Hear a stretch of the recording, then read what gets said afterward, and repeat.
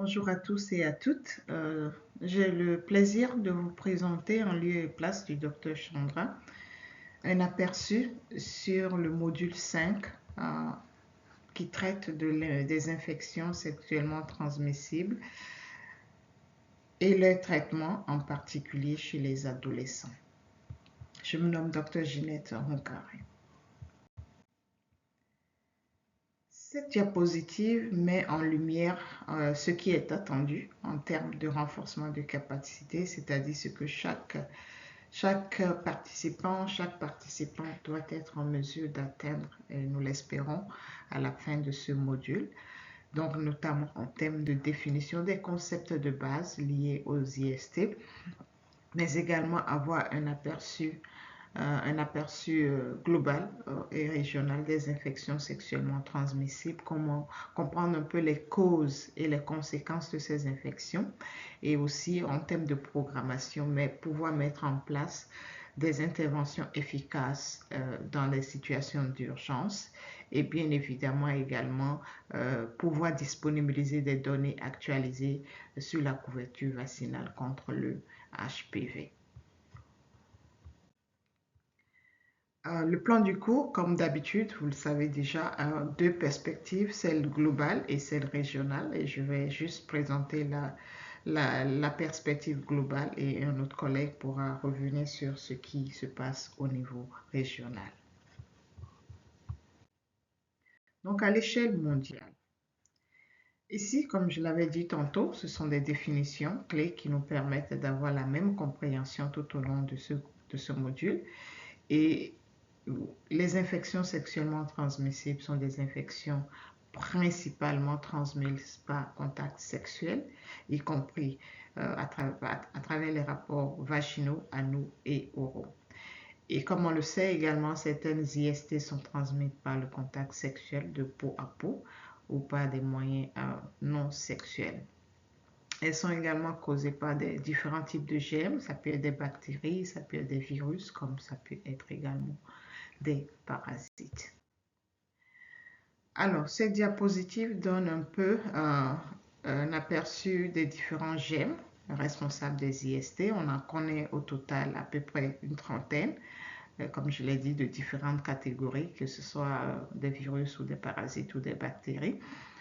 Et à l'heure actuelle, l'incidence vraiment des IST est liée en grande partie à 8 agents pathogènes parmi les 30 que je viens de mentionner. Et sur ces 8-là, on sait présentement un peu guéri 4, dont la syphilis, la gonorrhée, la chlamydiose et la trichomonase. Les 4 autres sont des infections virales. Ici, l'hépatite B, le virus de l'herpès, le papillomavirus, etc. Alors, nous rappelons ici un peu le rationnel du pourquoi il faut vraiment s'attarder et prendre en compte et prendre au sérieux les IST chez les adolescents.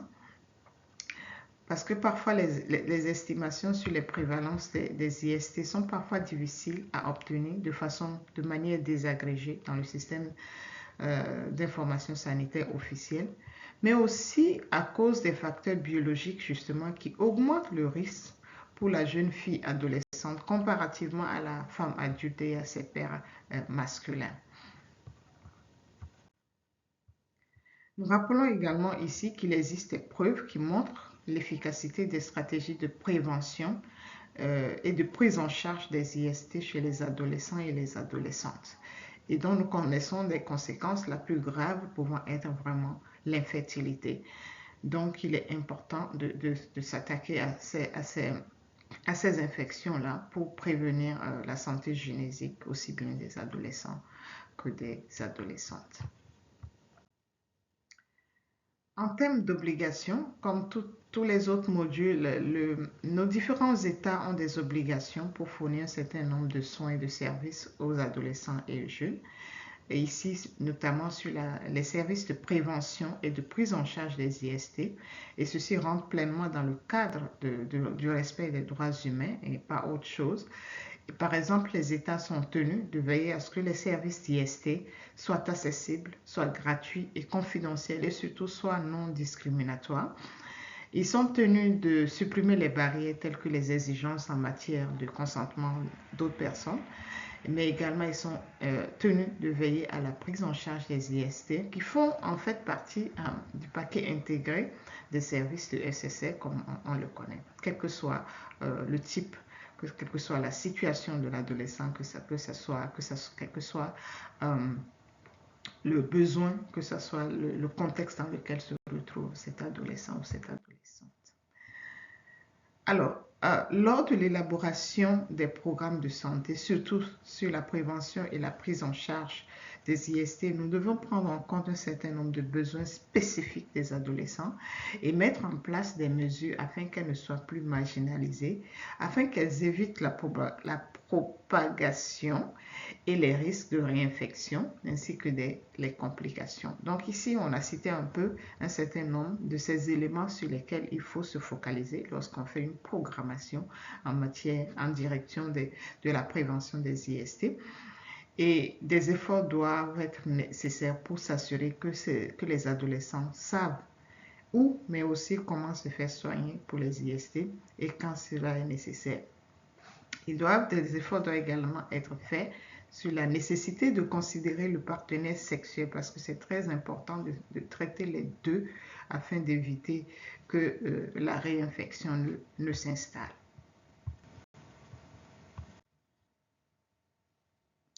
Ici, nous avons mis un peu, comme pour les autres modules, identifié un certain nombre de documentation, de guides qui peuvent aider pour la suite de votre apprentissage sur ce module-là. Il y en a pas mal et comme j'ai l'habitude de le dire, ce n'est qu'un menu, un menu de ligne directrice. C'est à vous de savoir ce qui est important et d'aller consulter sur la base de vos besoins. Donc, cette diapositive et celle-là également font partie de ces lignes directrices et vous allez voir qu'il y a pas mal de documents récents parmi ces dernières.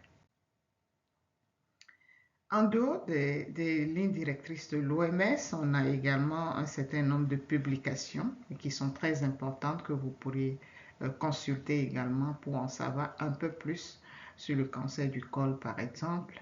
Ce serait intéressant de naviguer à travers cette documentation pour en savoir un peu plus. Alors, les crises sanitaires, comme on le sait, crise sanitaire, crise humanitaire ou crise sociale, sont répétitives dans notre sous-région. Et alors, nous devons nous préparer à faire face à ces derniers. Et dans le cadre de la prévention des IST, il y a un certain nombre d'éléments qu'il faut considérer lorsqu'il s'agit des adolescents et jeunes. Il faudrait vraiment que nous essayions dans la mesure du possible de veiller à ce que le diagnostic et les médicaments qui sont relatifs au VIH et aux IST soient disponibles pour la prise en charge afin que cette prise en charge puisse se faire de manière discrète et confidentielle. Il est également important, on l'avait dit, d'envisager de renoncer aux restrictions telles que l'âge, l'état civil ou bien le consentement parental ou le consentement du conjoint afin de fournir des services gratuits.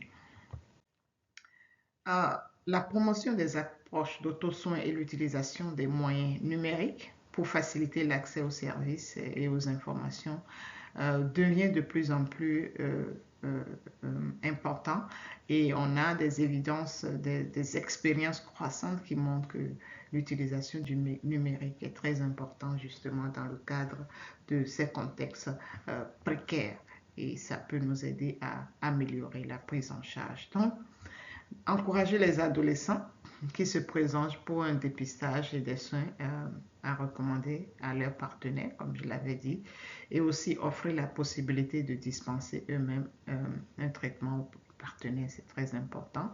Mais également, dans la mesure du possible, comme je l'ai dit, utiliser les plateformes numériques et les stratégies de santé mobile. Ce sont des approches qui continuent à faire grandir la base de données en termes d'expérience.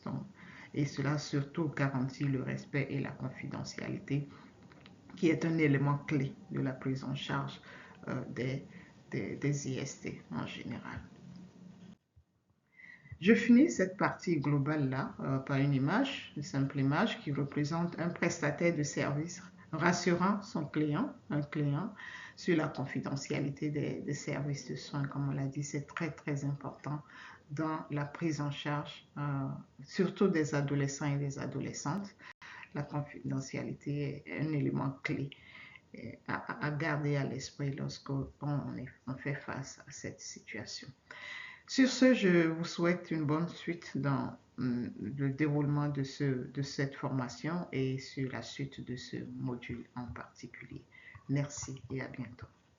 Bonjour, je m'appelle Husseini Abdullahi et c'est un plaisir de vous présenter la perspective régionale de ce cours intitulé Infections sexuellement transmissibles, prévention et prise en charge. Mais avant, permettez-moi de remercier très chaleureusement Patrick pour ses contributions inestimables à l'élaboration de la perspective régionale. Mes sincères remerciements vont également à Minton, Edith et à Alice pour leur contribution aux actions prioritaires au niveau des districts sanitaires. La carte sur cette diapositive montre que l'Afrique concentre à elle seule plus du quart du fardeau mondial des IST curables avec 96 millions de cas. Il montre une prévalence élevée et persistante des 3 IST en Afrique subsaharienne, qui est supérieure à la prévalence mondiale. La prévalence de la chlamydia et de la gonorrhée variait considérablement d'une région à l'autre, reflétant les schémas de prévalence du VIH, tandis que la prévalence de la trichomonase était similaire dans toutes les sous-régions. Cette diapositive montre la tendance régionale des IST en Afrique. On estime qu'un cas sur 4 infections sexuellement transmissibles guérissables sont en Afrique et plus d'une personne sur 10 en Afrique vit avec de l'herpès génital. La diapositive montre également la forte charge des IST et du VIH en Afrique, où les taux de syphilis et d'herpès génital, de cancer du col de l'utérus sont parmi les plus élevés au monde. Elle souligne la vulnérabilité particulière des jeunes femmes de 15 à 24 ans face au VIH-Sida. Ces données appellent alors à intensifier la prévention, le dépistage et l'accès aux soins adaptés. Cette diapositive présente les données nationales sur les IST au Sénégal et en Guinée, relevant une charge importante chez les jeunes. Au Sénégal, par exemple, plus de 800 000 cas ont été recensés entre 2018 et 2021, dont près de 30% chez les 20-24 ans.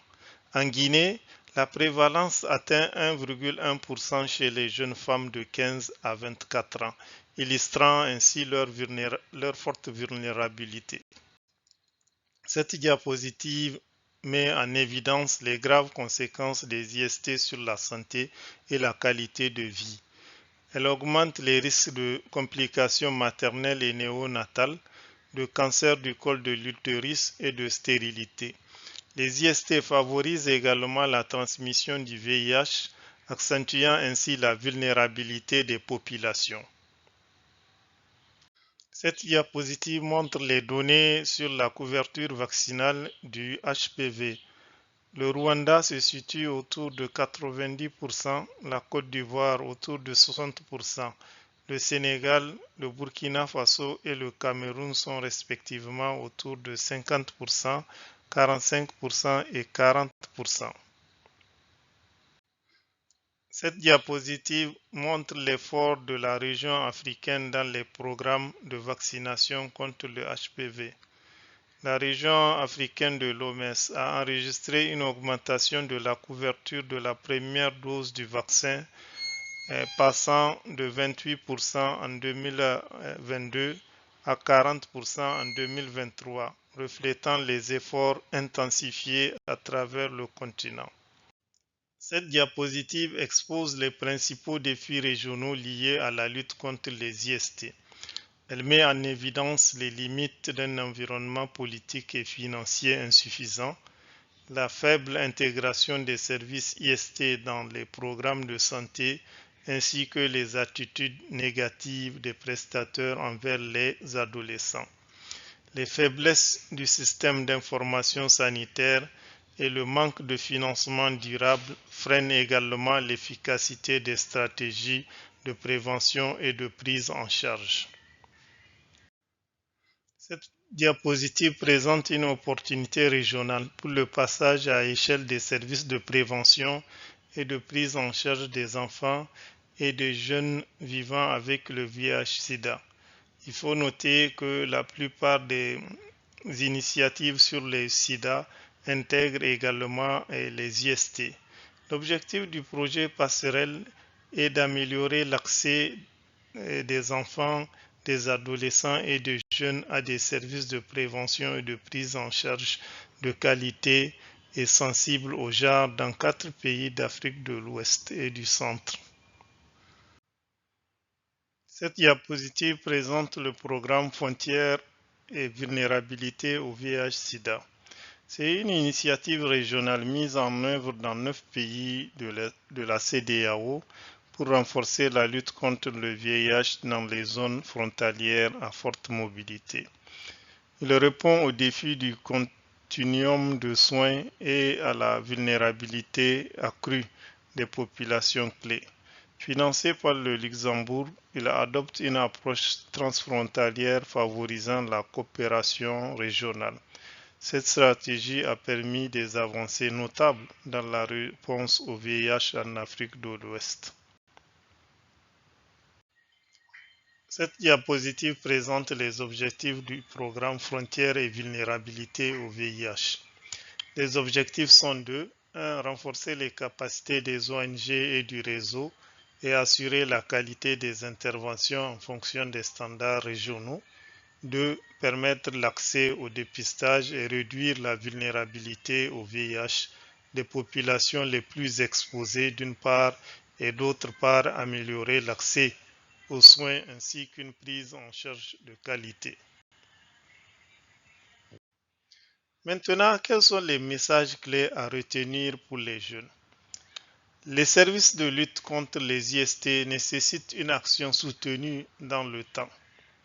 Les différentes stratégies doivent être étroitement liées, que ce soit la prévention, notamment la vaccination et autres, du traitement aux actions de promotion de la santé sexuelle et reproductive. Toujours parmi les messages clés, il faut noter que les IST affectent gravement la santé des adolescents, entraînant douleurs et risques d'infertilité. Des approches efficaces existent pour leur prévention, leur diagnostic et leur traitement. Le renforcement des stratégies et de l'accès à des services adaptés, incluant le dépistage et la vaccination contre le VPH, demeure essentiel. Les 3 diapositives qui suivent présentent des actions prioritaires à mener au niveau des districts sanitaires. Ces actions doivent combiner éducation, sensibilisation et accès aux services pour réduire les risques liés aux IST et au VIH. Elles visent à autonomiser les jeunes par une éducation sexuelle complète et des campagnes de changement de comportement. Enfin, elles insistent sur la disponibilité des moyens de prévention et leur intégration dans des services de santé adaptés aux jeunes. Parmi les actions prioritaires à mener au niveau des districts sanitaires, la stratégie de prévention des infections sexuellement transmissibles met l'accent sur l'élargissement du dépistage et du conseil pour un accès équitable et confidentiel aux services de prévention. Elle cible spécifiquement les populations les plus vulnérables à travers des approches adaptées et inclusives. Enfin, elle valorise la mobilisation communautaire et partenariale pour assurer la pertinence culturelle et l'efficacité des interventions. Les interventions au niveau communautaire visent à garantir une prise en charge complète et de qualité des IST-VIH, depuis le diagnostic jusqu'au suivi des patients et de leurs partenaires. Elle mise sur la disponibilité des entrants, le renforcement du dépistage communautaire, l'usage de l'autodépistage pour élargir la couverture. Le développement continu des compétences des prestataires améliore la qualité et la durabilité des services. Enfin, la mise en place de systèmes de surveillance performants permet une planification fondée sur les données et une meilleure allocation des ressources. Cette diapositive montre la liste des références qui ont été utilisées pour cette présentation. Au total, 10 références ont été utilisées que vous pouvez consulter pour approfondir ce cours. Nous sommes à la fin de ce cours. Je vous remercie pour votre attention.